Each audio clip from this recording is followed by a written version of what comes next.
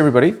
So the one thing I wanted to differentiate before I go forward is that I believe that you can find somebody. Where you're looking or what you're doing may not be paying out that well, but I believe you can find somebody. And we're going to go through a couple red flags. And then I wanted to tell you about my twin flame. I made a twin flame guide, right?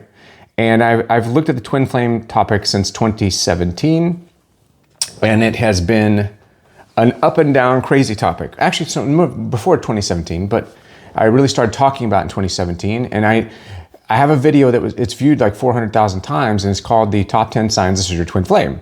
And then it's spun out from there. So the one thing that I've learned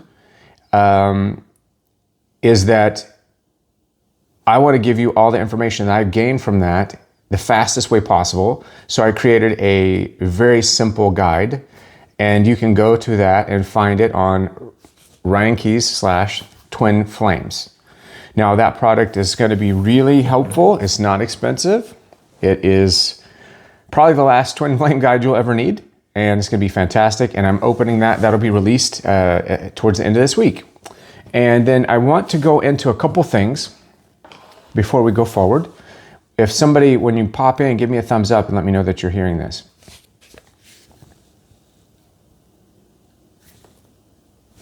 Let's get a little coffee.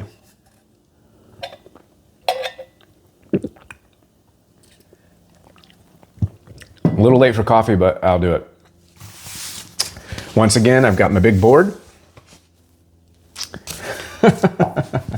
Okay. So let's begin here.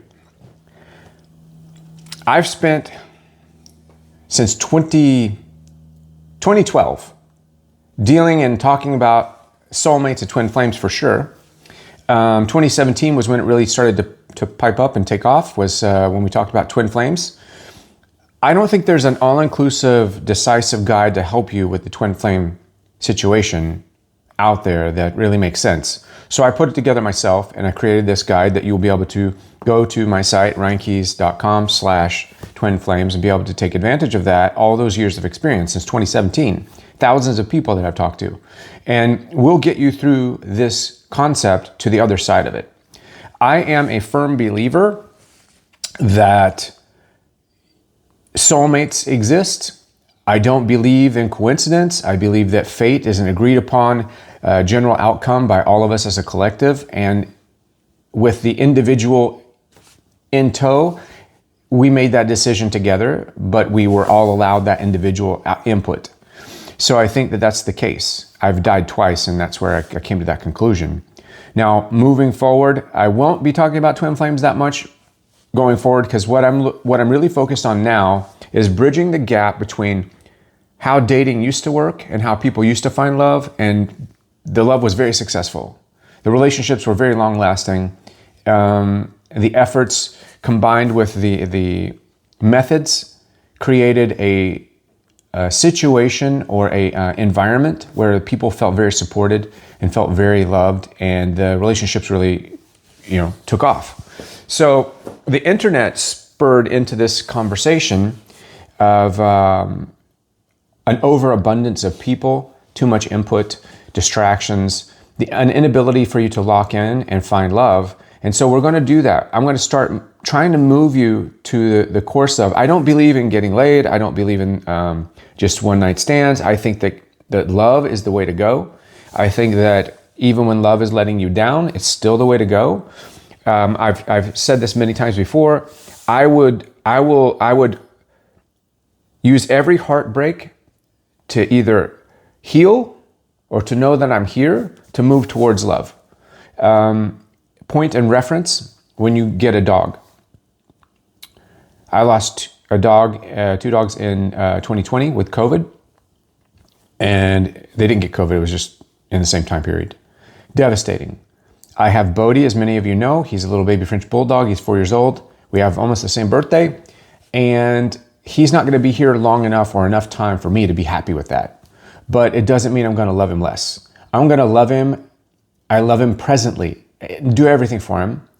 And in the back of my mind, I know that he's going to break my heart because he won't outlive me. Most likely he could, who knows? But when you look at the generalities, he won't. And so I still move into that love full steam ahead, knowing that I will be able to experience that while I'm moving forward.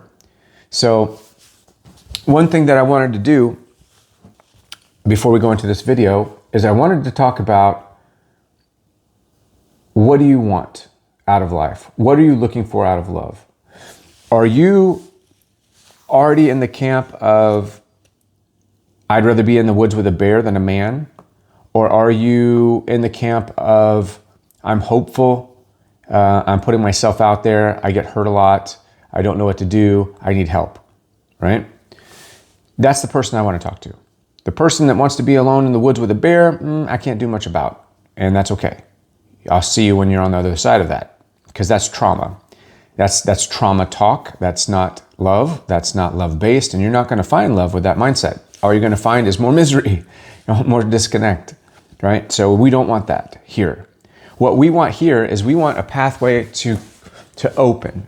It's not going to open magically. It's going to open with effort. It's going to open with, you're going to have to insist to the universe, I'm ready for love, okay? So we're going to talk about red flags today. Yesterday, or the day before, we talked about, what was it that we talked about? Is real love even possible in today's world? And why is it that we have 1,000 ways to connect? So why does it feel so hard to find love when you have everything at your fingertips? And one of the big reasons is the noise. Comfort creates confusion. Comfort creates laziness. Comfort also creates lack of effort. Comfort creates a lack of confidence. Comfort doesn't give you the confidence to go forward and to find someone, right? Comfort is easy. It's easier to deal with the devil you know than the devil you don't. So the other thing was that quality over quantity will always win. If you send a text is great, but if you send a voice message, even better. A voice message is great, but if you send a picture, even better. If you send a picture, it's great. If you send a video, it's even better. If you make a phone call, it's great. If you make a video call, even better. If you show up for a date or you do something in person, even better, right? Handwrite a letter for somebody and mail it. I'd love to see that come back. Let's bring handwriting a letter back and going and mailing it. Let's bring that back, right? Emails have cheapened the communication in some ways. And then moving away from the idea of dating is like shopping. You're building a relationship. You're building a house. You're planting a garden. You're not stopping at Jack in the Box, right? Hey, how's it going? So where we're going to hit today is we're going to talk about red flags and what are the red flags that you shouldn't ignore when you are looking for someone.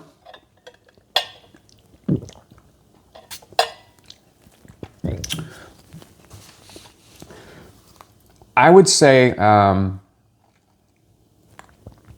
you saw the signs, you just hoped that they would turn into butterflies, right? Your gut was upside down and you were trying to decide if it's butterflies or is it my intuition telling me to run. Hello.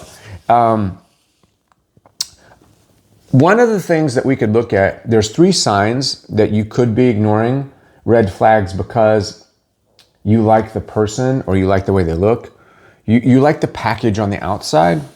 A lot of red flags we kind of, we just skim over. And again, I'm not trying to pick on people. I'm not trying to say that we're all perfect, because we're not. But some red flags are real red flags, right? I would say a big red flag for me, that would be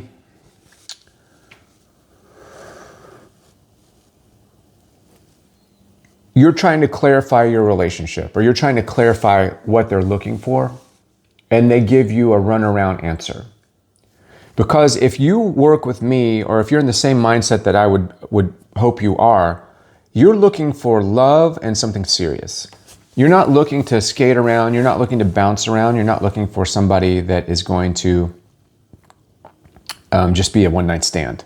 Maybe you are, and if you are, please Only find people that are like that, because if you find someone that is looking for love, all you're going to do is slow them down and make them, you're going to make them depressed, you're going to make them sad, because you're going to destroy their motivation for at least a moment. So if you are looking to get laid, please only get laid with the people that are looking for the same thing. Never go to get laid. And this, they said this in Jerry Maguire when he's like, you're going to shoplift the pootie from a single mom. And he was like, it hit, right? So you don't, the mom or the woman or the man that's looking for love, please move past them, right? Don't make them more jaded than they already could be. So I would say that one of the red flags I would not avoid is they say that they don't believe in labels, and they treat you like a girlfriend, they talk to you like a girlfriend, and you've been dating them for a while, whether it's in person or online, whatever it is. And I want the milk for free. I don't want to own, so they want the perks without the responsibility. And that's a huge thing. It's huge now because of the amount of distractions that we all are dealing with. The amount of overwhelming opportunities people have. They think they have.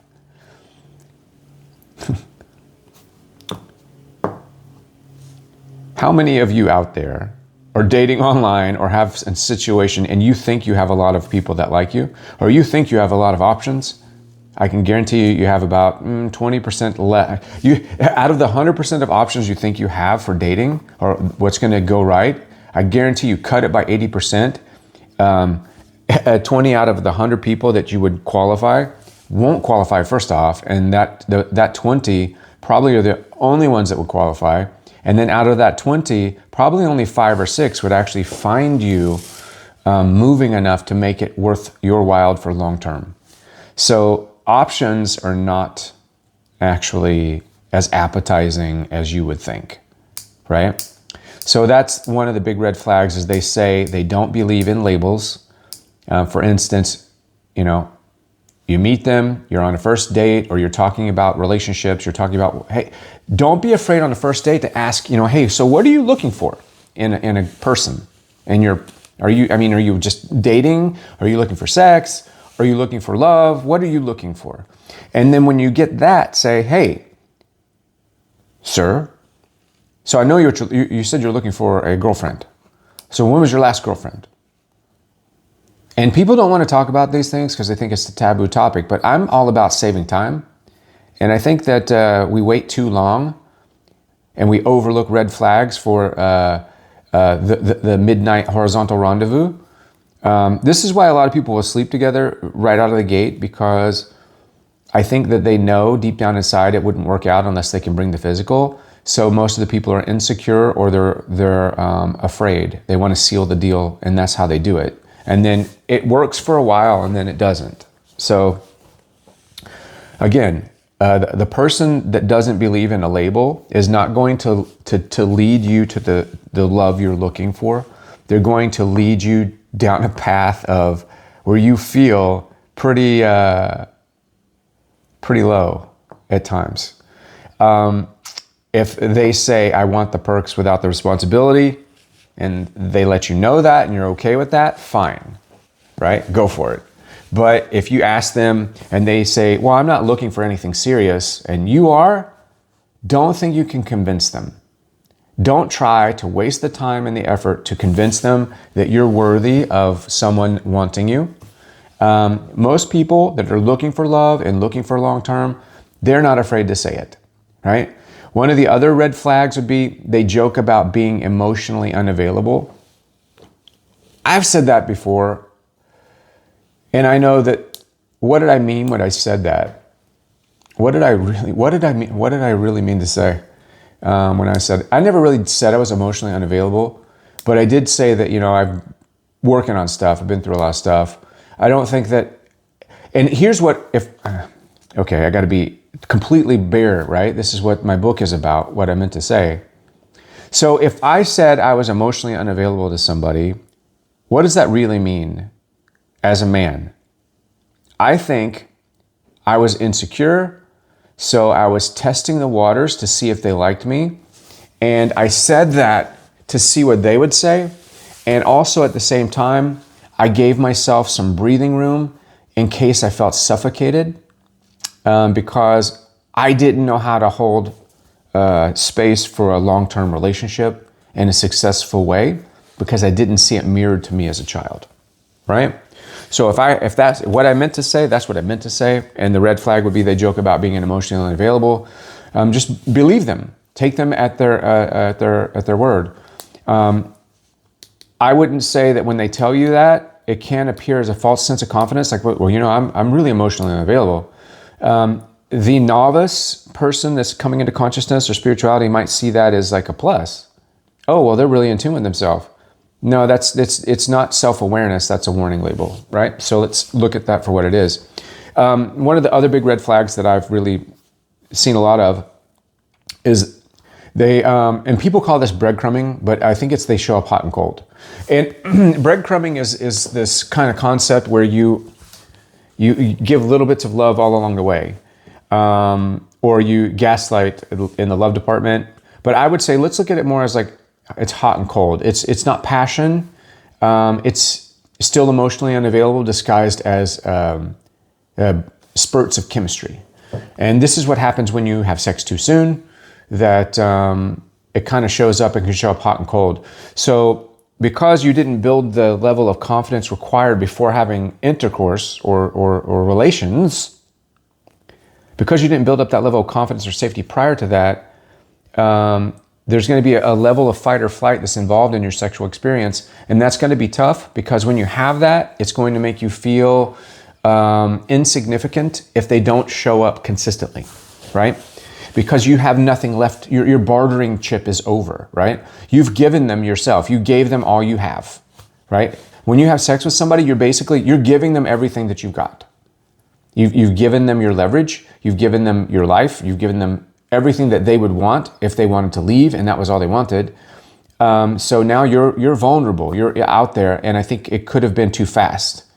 I think sometimes that level of vulnerability, without building a field of safety and confidence, is going to keep you at odds, right? It's going to make you feel fight or flight. It's going to make you feel like unconsciously that at any minute they could bolt, and that's not a good feeling, and that's going to create this hot and cold scenario. Also too, when it comes to a red flag, I think we could look at it at a different concept too. What's going on in the situation, whether it's a first date or a second date or long term, what's going on with you when you feel this? And is that really a red flag? Like, if they avoid deeper conversations or they shut them down quickly, how does that make you feel? First off, are you triggered by that when you want to talk about something deeper? Like if you sit down and say, hey, I was wondering, how do you feel about me? Well, today's marketplace would be like, oh, wait, damn, I got a call, I got to go. And it's because they're as insecure or more insecure. They're actually more insecure than you are. When you can come to the table and ask a question like that, you've got confidence out the ass, right? You've got such confidence to be able to honor your intention, your emotion, and to show up present and say, what are you thinking about this? Or if you say on a first date, if you're like, hey, so I just wondered, we're here having a great time. Because like I told you in my book, Putting the Soul Back in Soulmates, you know if it's a yes or no at the moment you meet them. You know when you meet somebody if you would be able to marry them. This is why some of these reality shows could work, right? I'm 100% sure. Even when I worked on The Bachelor, on the Andrew Firestone season, and then I've worked with eHarmony and Match.com and all these other things, and even as a matchmaker with Together. And I would say you immediately know right out of the gate if it's a yes or no. It doesn't mean you can marry them or that you will. Hang on, I gotta move my foot. Falling asleep. It doesn't mean that you can marry them or that you will marry them. But what it means is that the opportunity or the seed could be planted. You see something, you have a deeper connection. And that connection can be fostered, it can be fueled, it can grow. No connection can't be fostered and fueled and will not grow. So to be bold like that and say, hey, what are you looking for in a partner? What are you looking for? Are you looking for something serious? If you are, that's huge. And if they avoid that conversation, that's a red flag. If they shut you down and they change the subject and they move to something else, that's called early avoidance, which equals long-term walls. And if someone can't talk about real stuff, now, why would they be able to talk about it later? If you can't talk and tell me about it now, number one, what are you waiting for, and when are you going to lay that on me? And then will you ever be able to talk about it? I'm pretty much a bold person, in your face kind of person. I can pretty much talk about anything whenever. If I feel uncomfortable about something, I will shut it down. And that is one of my flaws, but I know it, and that's self-awareness. So I'm working on it. And one of the ways I work on it is I'm here with you guys, right? I'm calling myself out in public. So here's the other thing. They would be inconsistent with affection or attention, which could mean, you're just not feeling like they're not returning or reciprocating. That's a big word. They're not giving back to you what you're giving to them, right? So that's that hot, cold behavior again. And that's going to make you feel that way. And what that does is it trains your nervous system to expect drama instead of safety. And because you become exhausted with that, you're much more vulnerable to being abused or to being controlled by a narcissistic person.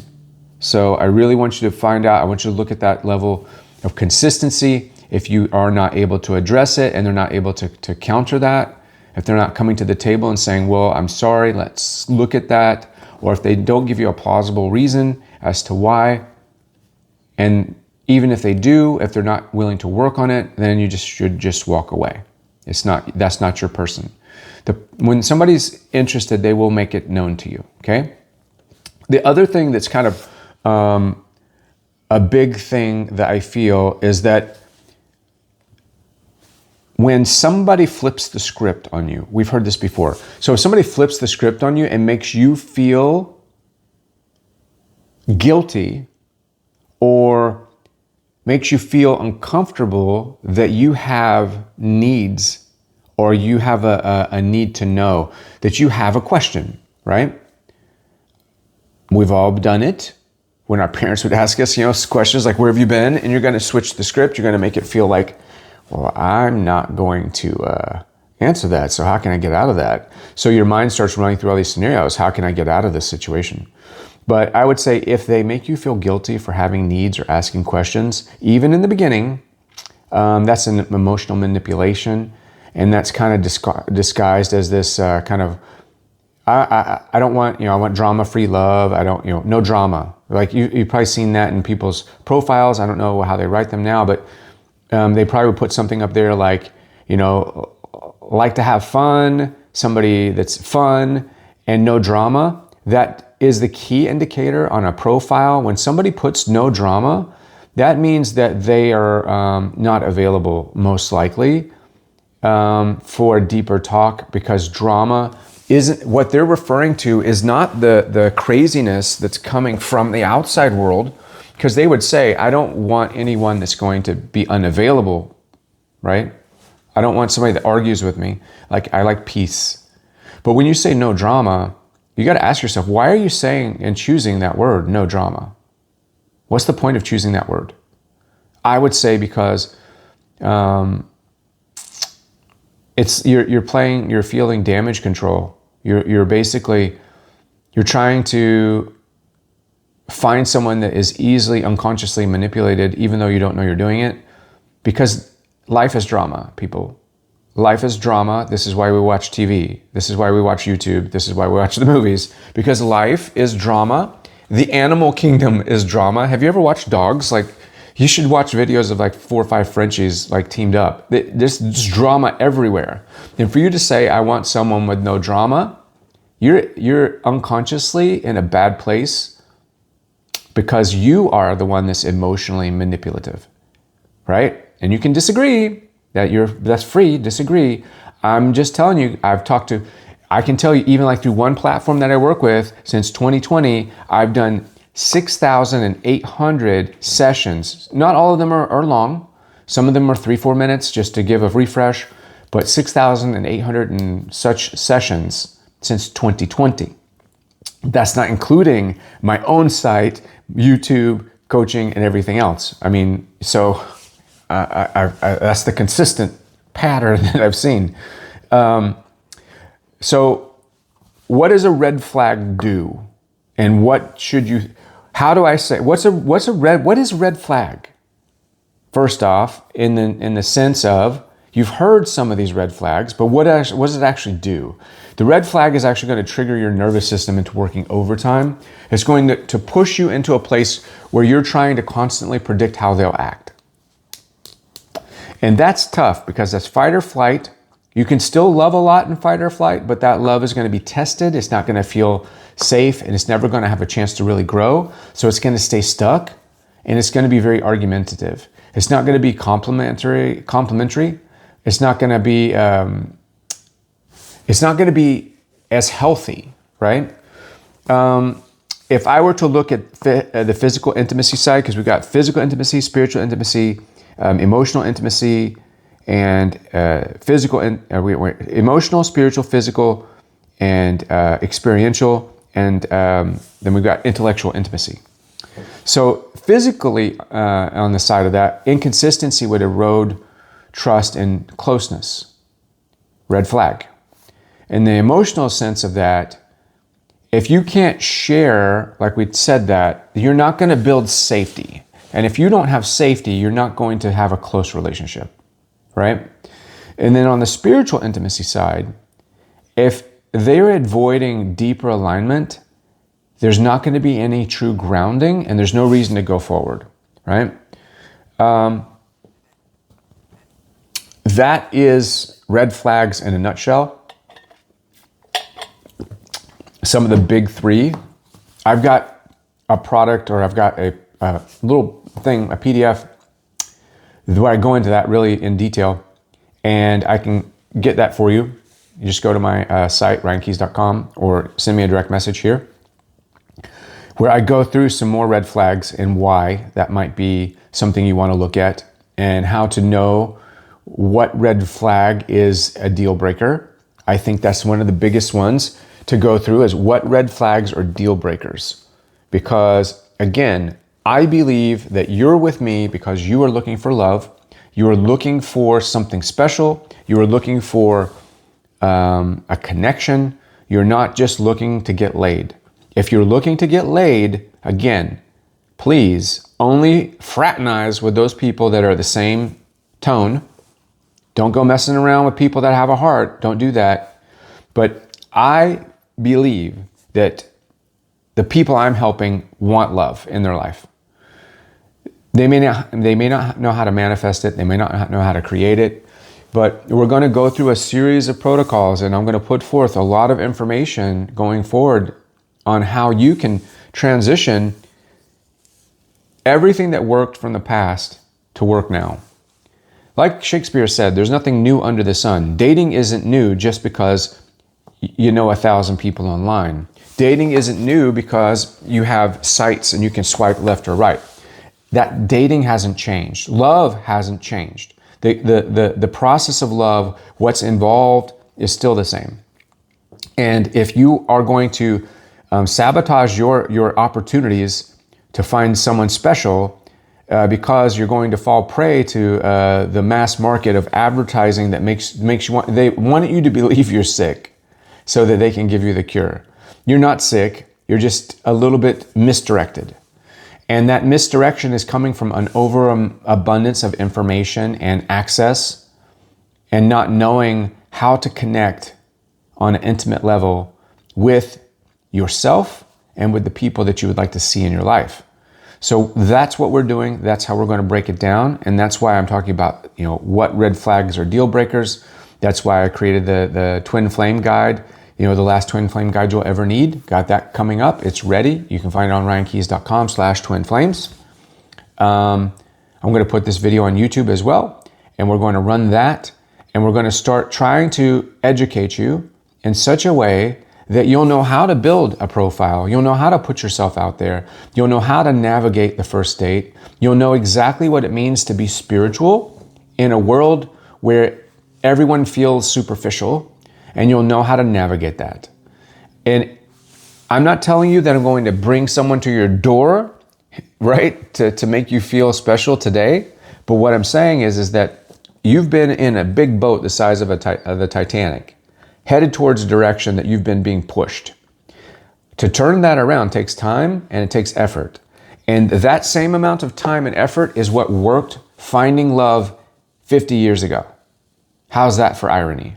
The same amount of love that it took for Noah and Allie to get together in the Notebook is the same amount of energy you've been wasting and giving away on the internet space, swiping right without the ability to have a set of standards and substandards and a process to qualify people, and then to also know how to put yourself out there, right?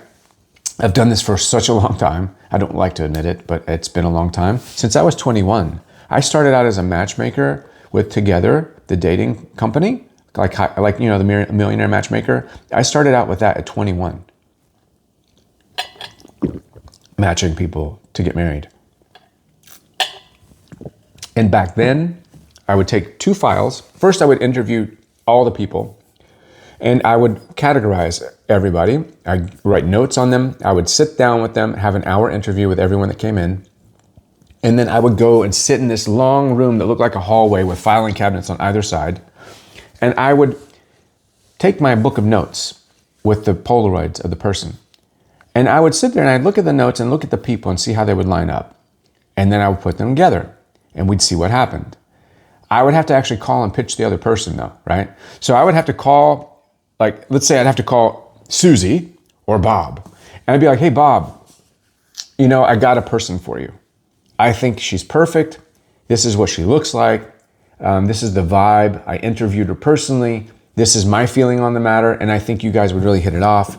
And Bob would be like, of course, perfect. Bob's like, bring it on, right? Then I'd have to call Susie. Hey, Susie, I got a guy for you. I talked to him. He's great. I think you're perfect. First thing she would say is, does he have hair?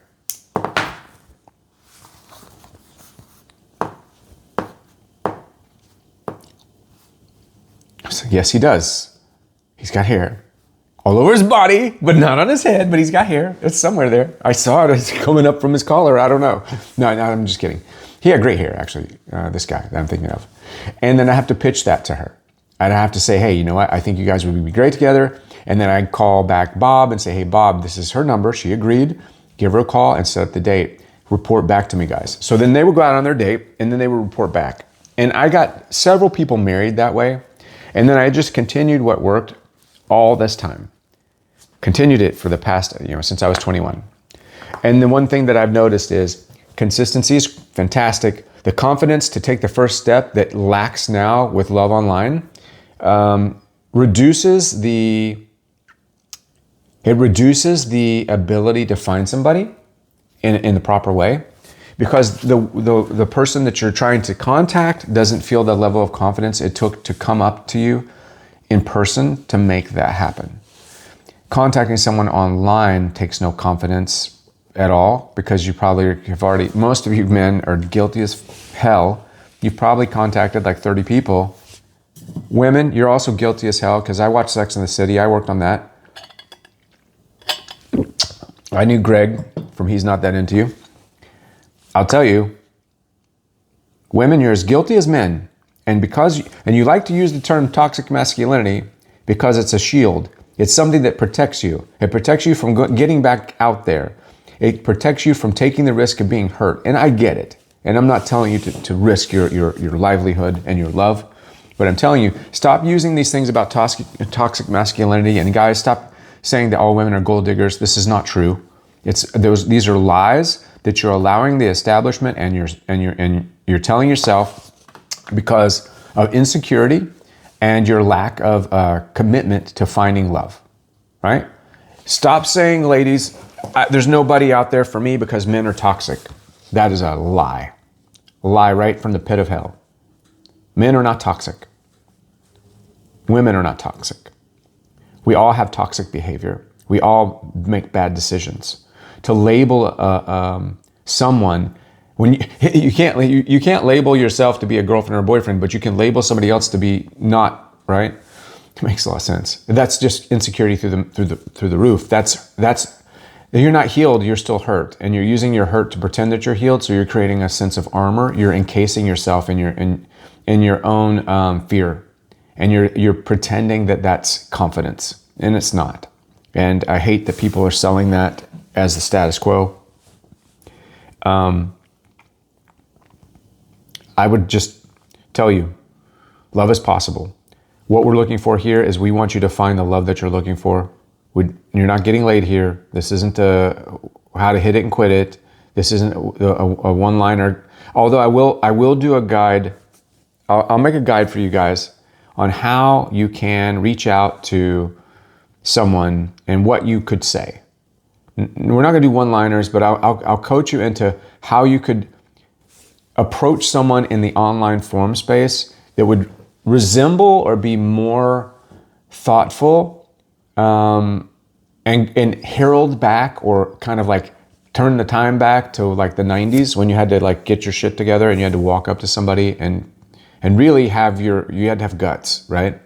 You weren't getting laid if you didn't have guts back then. Unless you had like a really nice car and you're a rich dad or something. But overall, I'll create a guide for you guys, for the men, that will help you to figure out how to get the same kind of confidence up with an online situation as you had when you would walk into a club or a bar or wherever it is you were going to ask the girl out. Because your dating game and your one-liners and your introductory email or text is not working that well because it lacks confidence. It lacks connection to your own choice to be ready to be hurt and shut down, right? That's what that is. And I'm going to do a guide for that too. The next video that I do, we're going to talk about green flags. And we're going to talk about what are the real signs that they may be the one. And that's what I'm really anxious to go into.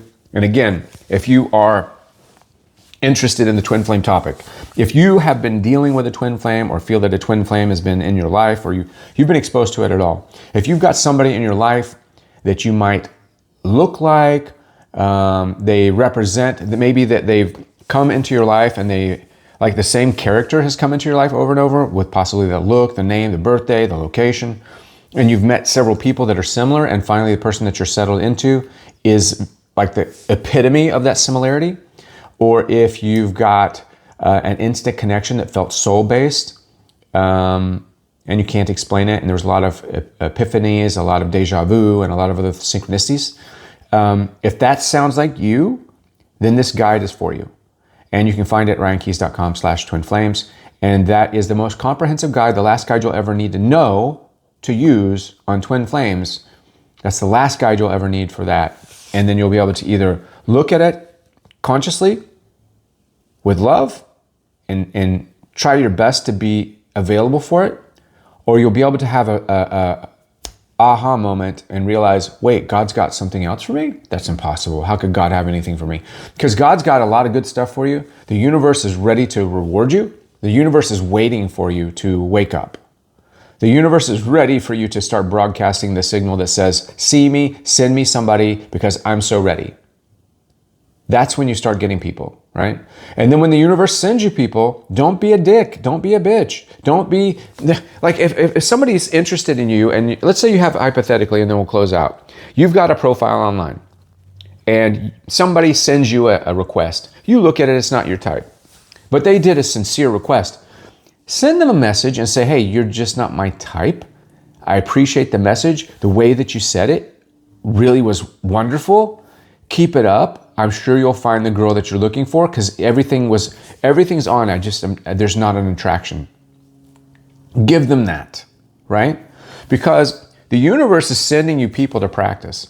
The universe is sending you the ability to have uncomfortable conversations, so that when that person comes in that you're going to try to qualify, and you're on that first date and you ask them, so what are you looking for? And they say, what do you mean? And the divergent person would be like, what are you looking for?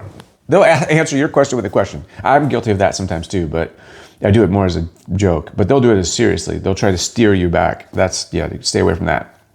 And then you'll say, hey, so what are you looking for? This is what we need. And the way that you practice is the way that you've been dating and dealing with people that are coming in that you don't want. The way that you learn to deal with what you don't want is the way that the universe knows how to send you what you do want. Right? Because how much more stuff do you not that you get that you don't want that you do want? And if you start dealing with stuff you don't want with this hypercritical conversation and this inability to actually have compassion and heart, the universe is gonna be like, well, I'm not gonna send you the person that you could hurt. I'm gonna keep sending you these pieces of crap because you're so good at sending. You're giving match for match, right? You're giving the energy back. Change the energy. What if you could change the person that sends you this crappy message just a little bit and give them something constructive? What if it's a guy that's really looking for love? You're not their type. He's not your type. But he sent a message and you say to yourself, God, man, I feel sorry for this guy. The message is great. He seems like a really great guy. I just don't think anybody has told him, hey, I'm not your type, but keep going. Give somebody a little incentive, right? Start changing the game. Let's get back to what worked in the 90s. Bodhi is snoring. I don't know if you can hear it. All right, everybody. Peace, light, and love, and I will see you soon. Have a beautiful evening, afternoon, or morning, wherever you're at. I will be on Thursday here. I'll be live on Thursday. And we'll be going over those green flags. What are the real signs that they might be the one, right? Damn. I gotta do something about that. He wants to be next to me every single video, but man, he is so loud.